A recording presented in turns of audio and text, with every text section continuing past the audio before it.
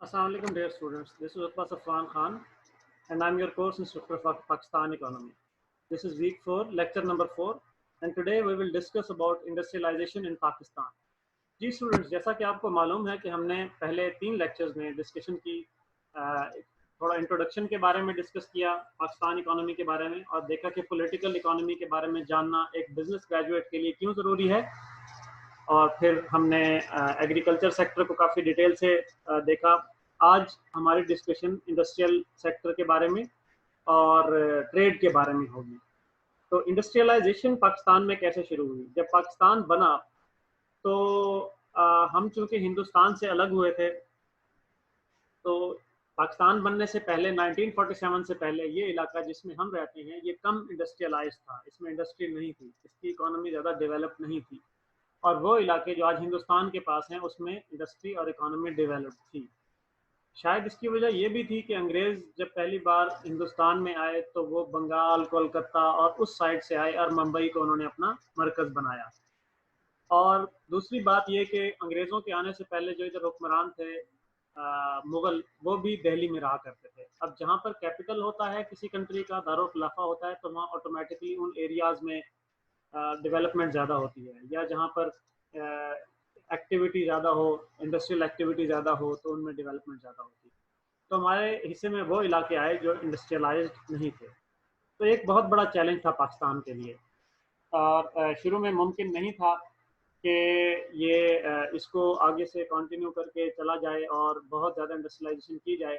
लेकिन हमारी हुकूमतों ने शुरू में एग्रीकल्चर सेक्टर को निस्बतन इग्नोर करके इंडस्ट्रियल सेक्टर पर तवज्जो दी, और हमारे जो पहले 10 साल थे उनमें कोशिश की जाती रही कि मुल्क में इंडस्ट्री डेवलप करे, लेकिन कोई खातिर ख़्वाह कामयाबी हासिल नहीं हुई। लेकिन किसी हद तक पाकिस्तान की इकोनॉमी सर्वाइव कर गई, ये भी एक कामयाबी से कम नहीं था। जैसे जैसे पाकिस्तान आगे बढ़ता रहा, पाकिस्तान के अंदर मुख्तलिफ हुकूमतें तब्दील होती रहीं, तो 1958 में अयूब खान की हुकूमत मुल्क में आई। अयूब खान की हुकूमत जब मुल्क में आई तो उस दौर में पाकिस्तान में सही मानों में इंडस्ट्रियल और एग्रीकल्चर डेवलपमेंट शुरू हुई।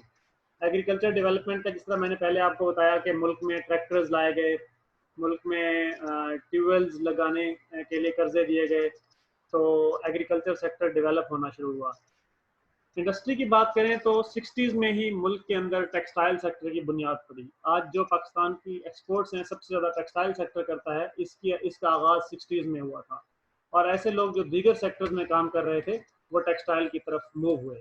तो ये हुकूमत की पॉलिसीज़ हैं जो कि किसी भी इकॉनमी की डायरेक्शन चेंज कर सकती हैं। तो हमारी इकोनॉमी की डायरेक्शन चेंज हुई 1958 से लेकर 1968 तक, और इस दौरान पाकिस्तान की इंडस्ट्री ने काफ़ी ग्रो किया और आगे बढ़ी।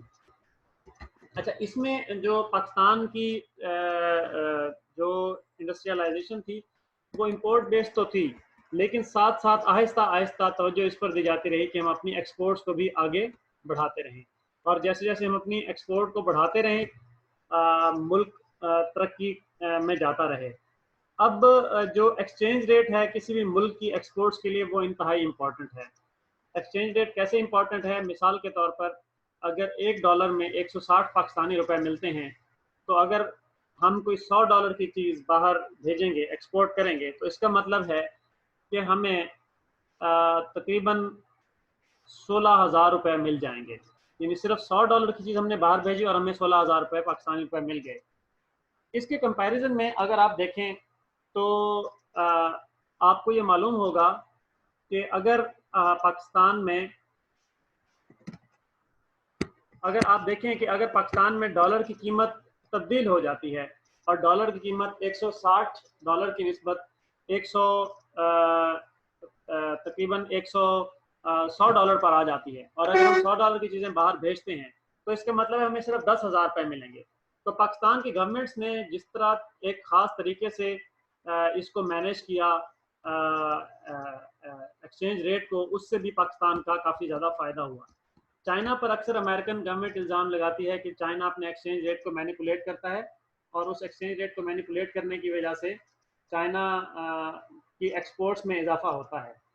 तो इसमें एक अहम बात यह है कि किस तरह से ये एक्सचेंज रेट को मैनेज किया जाता है। जी, अगर हम आगे चलें, इसी डिबेट को आगे बढ़ाएं, तो हमें पता चलता है कि ट्रेड पॉलिसी या इंडस्ट्रियलाइजेशन पर एक्सचेंज रेट का बहुत ज़्यादा असर पड़ता है, बहुत ज़्यादा असर पड़ता है। इसी तरह अगर एक्सचेंज रेट तब्दील हो जाए, यानी कि अगर पाकिस्तानी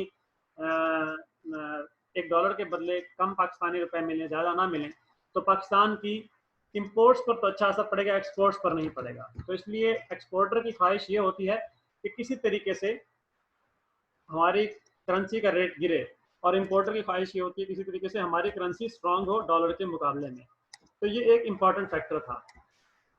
उसके बाद हम अगर आगे इस डिस्कशन को बढ़ाएं, इस डिबेट को आगे बढ़ाएं, तो हमें मालूम होगा कि एक, जिस तरह मैंने पहले बताया कि 1958 से लेकर 1968 तक एक डेकेड ऑफ डेवलपमेंट था। इस डेकेड ऑफ डेवलपमेंट में पाकिस्तान ने फिनोमिनल ग्रोथ की।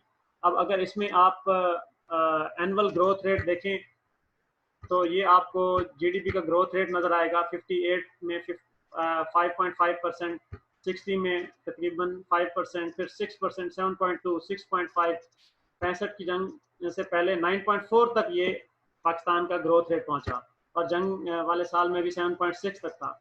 और उसके बाद में आने वाले सालों में भी, जंग के बाद एक साल उसके बाद आने वाले सालों में भी काफ़ी पाकिस्तान का ग्रोथ रेट, जीडीपी का ग्रोथ रेट बहुत बेहतर था।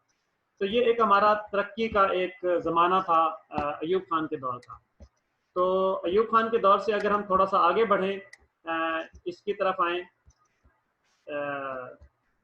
जुल्फ़िकार अली भुट्टो के दौर की तरफ आएँ, तो हमें मालूम होगा जुल्फ़िकार अली भुट्टो के दौर में पाकिस्तान में इंडस्ट्रीज़ को नेशनलाइज किया गया। अब इंडस्ट्रीज़ की नेशनलाइजेशन किसे कहा जाता है? इंडस्ट्रीज़ की नेशनलाइजेशन इसे कहते हैं कि फॉर एग्जांपल एक फैक्ट्री है जिसके ओनर आप हैं, और गवर्नमेंट ने डिसाइड किया कि ये फैक्ट्री, ये सेक्टर आइंदा से लोग नहीं चलाएंगे बल्कि गवर्नमेंट खुद चलाएगी। मिसाल के तौर पर आप देख सकते हैं टेलीकॉम सेक्टर में कुछ कंपनीज गवर्नमेंट की भी और कुछ प्राइवेट भी काम कर रही हैं। पीटीसीएल गवर्नमेंट की कंपनी जिनकी यूफोन सब्सिडरी, और प्राइवेट कंपनीज काम कर रही हैं। पीटीसीएल के भी शेयर गवर्नमेंट ने अब प्राइवेट लोगों को सेल कर दिए हैं। या आप कुछ और सेक्टर्स देखें, जिस तरह पाकिस्तान रेलवे, पाकिस्तान रेलवे को सिर्फ गवर्नमेंट खुद रन करती है। इलेक्ट्रिसिटी का सेक्टर है, उसमें गवर्नमेंट बिजली बेचती आवाम को सिर्फ गवर्नमेंट ही है, मेपको के थ्रू या वापडा के थ्रू। तो ये एक मॉडल है जिसमें गवर्नमेंट खुद बिजनेस रन करती है या प्राइवेट ओनर्स को बिजनेस रन करने देती है। तो इसमें अहम बात यह है कि कैसे हमारी हुकूमतों ने जब नेशनलाइजेशन का डिसीजन लिया, जुल्फ़िकार अली भुट्टो की गवर्नमेंट ने खास तौर पर, तो उसका नतीजा ये निकला कि जो लोग इंडस्ट्री रन कर रहे थे उन सबको अपनी इंडस्ट्री गवर्नमेंट को बेचनी पड़ी, और गवर्नमेंट ने उनको बाज़ औक़ात मुनासिब कीमत अदा की और कभी मुनासिब कीमत अदा भी नहीं की। कुछ बैंक्स ऐसे थे जिनको गवर्नमेंट नेशनलाइज कर लिया, कुछ फैक्ट्रीज ऐसी थी जिनको गवर्नमेंट नेशनलाइज कर लिया। उसका नतीजा ये निकला कि जो कंपटीशन होता है किसी भी इंडस्ट्री में, वो उसके डायनामिक्स तब्दील हो जाते हैं। जब ऐसा हो तो कंपटीशन के डायनामिक्स तब्दील हो जाते हैं। तो गवर्नमेंट के इस डिसीजन, नेशनलाइजेशन के डिसीजन में पाकिस्तान की इकोनॉमी की जो ग्रोथ थी वो निस्बतन स्टॉल कर गई, जो स्लो हो गई। जो हमारी 1958 से 68 तक फिनोमिनल ग्रोथ आई थी, उसकी निस्बत ग्रोथ कम हो गई। अभी अगर आप यहाँ देखें तो 71 में 1.2, उसके बाद 72, 73 में ग्रोथ निस्बतन बेहतर है, क्योंकि उससे पिछले सालों में ग्रोथ कम थी, तो अगले सालों में ग्रोथ निस्बतन बेहतर दिखाई दी। लेकिन 1974 और उसके बाद अगर आप चेक करें तो आपको नजर आएगा कि ग्रोथ में काफ़ी ज़्यादा फर्क पड़ा है, ग्रोथ में काफ़ी ज़्यादा फर्क पड़ा है। तो ये हमें ये देखना पड़ेगा कि ये ग्रोथ कैसे इंडस्ट्री की इफेक्ट हुई या हैम्पर हुई, इसकी वजह से, गवर्नमेंट की पॉलिसीज़ की वजह से। भुट्टो का नेशनलाइजेशन प्रोग्राम था जिसके अंदर भुट्टो ने ये सारे डिसीजंस लिए, और इनके नतीजे में हमारे मुल्क में एक तब्दीली आई। जी, जैसे ही भुट्टो की हुकूमत ख़त्म हुई, भुट्टो की हुकूमत ख़त्म होने के फ़ौरन बाद पाकिस्तान में ज़ियाउल हक की हुकूमत आई।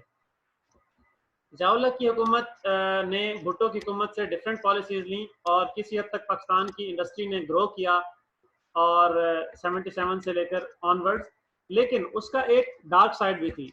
उसकी डार्क साइड ये थी कि पाकिस्तान की इकोनॉमी बहुत ज़्यादा फॉरेन एड डिपेंडेंट हो गई, क्योंकि हमने अमेरिका के साथ दिया था रशिया के खिलाफ जंग में, और उसका नतीजा निकला कि हमारी जो रशिया के खिलाफ जंग में हमारी आर्मी काफ़ी ज़्यादा इन्वॉल्व हो गई अफगानिस्तान में। तो जो गवर्नमेंट थी हमारी, वो अमेरिका से बहुत ज़्यादा एड लेने लगी। एड लेने की वजह से हमारे मुल्क में इंडस्ट्रियल ग्रोथ तो नहीं है, लेकिन किसी हद तक इकोनॉमी ग्रो करना शुरू हो गई। इकोनॉमी ग्रो करना की वजह से इकोनॉमी ग्रो करने की वजह से ये नतीजा निकला कि हमें ज़ाहिरी तौर पर तो ये नज़र आया कि मुल्क में तरक्की हो रही है, लेकिन दर हकीकत मुल्क में ज़्यादा तरक्की नहीं हो रही थी, इंडस्ट्री बहुत ज़्यादा ग्रो नहीं कर रही थी। लेकिन in comparison to Zulfikar Ali Bhutto ये निस्बतन बेहतर था, ये ग्रोथ निस्बतन बेहतर था। अगर हम इसको ग्राफिकल सूरत में देखें तो हमें मालूम होगा कि जीडीपी की ग्रोथ कितनी है during the years when Ziaul हक वाज इन गवर्नमेंट। जी, तो स्टूडेंट्स ये एक ज़ियाउल हक का ज़माना था जिसके दरमियान तरक्की हुई। जैसे ज़ियाउल हक की हुकूमत ख़त्म हुई तो उन दिनों में बेनज़ीर भुट्टो की हुकूमत आती है, जो 88 में आती है और 88 के बाद मुसलसल 99 तक जो है वो सिविलियन गवर्नमेंट चलती हैं। इसमें स्ट्रक्चरल एडजस्टमेंट्स हुई। ये पाकिस्तान के जो हुकूमत चलाने वाले थे उन लोगों ने डिसाइड किया कि पाकिस्तान में स्ट्रक्चरल एडजस्टमेंट्स होंगी और जो हमारी इकोनॉमी का स्ट्रक्चर है उसको तब्दील किया जाएगा। यही वो ज़माना था जब हमारे हमसाय मुल्क भारत में भी स्ट्रक्चरल एडजस्टमेंट्स चल रही थी, लेकिन वो स्ट्रक्चरल एडजस्टमेंट को निस्बतन कामयाबी से कर पाए और हमारे यहाँ थोड़ी सी स्लो डाउन रही स्ट्रक्चरल एडजस्टमेंट। स्ट्रक्चरल एडजस्टमेंट जब हमारे यहाँ हुई तो हमने ये देखा कि हमारे मुल्क में प्राइवेटाइजेशन दोबारा से इसको फोकस किया गया, इंडस्ट्री को सेल किया गया और प्राइवेट ग्रुप्स की तरफ। तो प्राइवेट ग्रुप्स ने जब इंडस्ट्री को जब खरीदा गवर्नमेंट से तो नतीजा निकला दोबारा से बिजनेस एक्टिविटी मुल्क में डेवलप होना शुरू हुई और निस्बतन पाकिस्तान में ग्रोथ रेट दोबारा से जो है वो इंक्रीज हुआ। अब अगर हम इसको थोड़ा सा और टॉपिक को आगे बढ़ाएं तो हम आ जाते हैं मुशर्रफ के ज़माने की तरफ, मुशर्रफ के इरा की तरफ। मुशर्रफ के इरा में भी अब ये वाहिद एक पॉइंट था स्ट्रक्चरल एडजस्टमेंट्स का जिसमें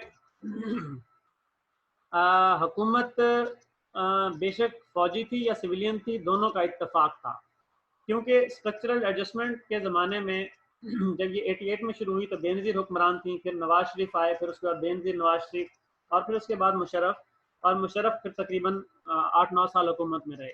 और मुशर्रफ के जाने के बाद फिर दोबारा से पीपल्स पार्टी गवर्नमेंट आई, फिर मुस्लिम लीग नून की गवर्नमेंट आई और करंटली गवर्नमेंट तहरीक इंसाफ की है। लेकिन इन सब गवर्नमेंट्स का 88 से लेकर आज 2020 तक अगर हम बात करें तकरीबन 32 साल इन सब गवर्नमेंट्स का इस बात पर इत्तेफाक रहा है कि पाकिस्तान में प्राइवेट सेक्टर को फ्लरिश करने दिया जाएगा और ये प्राइवेट सेक्टर ही है जो लोगों को मेजॉरिटी ऑफ जॉब्स प्रोवाइड करेगा।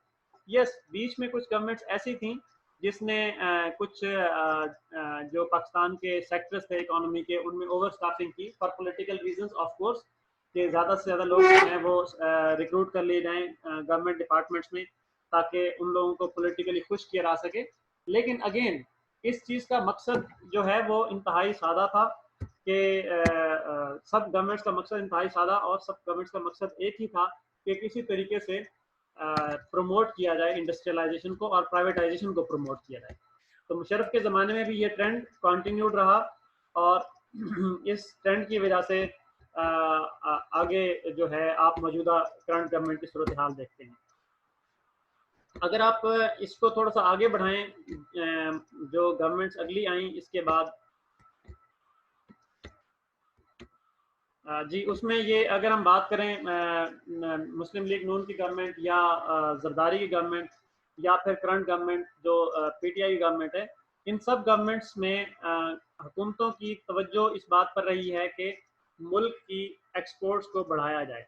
अगरचे इस वक्त मुल्क में एक्सपोर्ट्स और इंपोर्ट्स का डिफरेंस बढ़ना शुरू हो गया है और इस डिफरेंस की वजह से पाकिस्तान का ट्रेड डेफिसिट काफ़ी ज़्यादा बढ़ चुका है और इस डिफरेंस के बढ़ने का आगाज़ परवेज़ मुशर्रफ के दौर में आज से तकरीबन 15-16 साल पहले हुआ, जब हमारी गवर्नमेंट ने इंपोर्ट निस्बतन ज़्यादा करने शुरू कर दी। अब आप अगर इस वक्त जितनी भी कंज्यूमर प्रोडक्ट्स देखते हैं उनमें से मेजॉरिटी चाइना से इंपोर्ट होकर आ रही हैं और जब ये कंज्यूमर प्रोडक्ट्स पाकिस्तान में इंपोर्ट होकर आती हैं तो इसके बदले पाकिस्तान को डॉलर देने पड़ते हैं और जब पाकिस्तान खुद से कम डॉलर कमाता है बाहर चीज़ें भेज के और बाहर से चीज़ें मंगवा के ज़्यादा डॉलर बाहर भेज देता है तो नतीजा निकलता है कि हमारी इकोनॉमी एक डिस्ट्रेस में या एक प्रेशर में आ जाती है। तो ये भी एक जो है इसका फैक्टर है जिसको करंट गवर्नमेंट हैंडल करने की कोशिश कर रही है। हम उम्मीद करते हैं कि करंट गवर्नमेंट इसको मैनेज कर पाएगी और इस जो ट्रेड डेफिसिट है इससे बाहर निकलेगी और एक्सपोर्ट्स पर तवज्जो देगी। अभी जो बज़ाहिर नज़र आता है वो ये कि करंट गवर्नमेंट पाकिस्तान के एग्रीकल्चर सेक्टर पर तो फोकस कर रही है, साथ वो आईटी एक्सपोर्ट्स में बहुत ज़्यादा इजाफा चाहती है और टूरिज्म पर फोकस कर रही है। ये दो एरियाज हैं जिन पर करंटली गवर्नमेंट फोकस करती नज़र आ रही है, जिनसे हमारी इकोनॉमी निस्बतन डेवलप करेगी। और ये आज का लेक्चर था स्टूडेंट्स, और आपकी जो असाइनमेंट है, असाइनमेंट नंबर 4 इंशाल्लाह इस लेक्चर के बाद वो पोर्टल पर अपलोड कर दी जाएगी, तो उसे काइंडली देख लीजिएगा। Thank you very much students, see you in the next lecture. अल्लाह हाफिज़।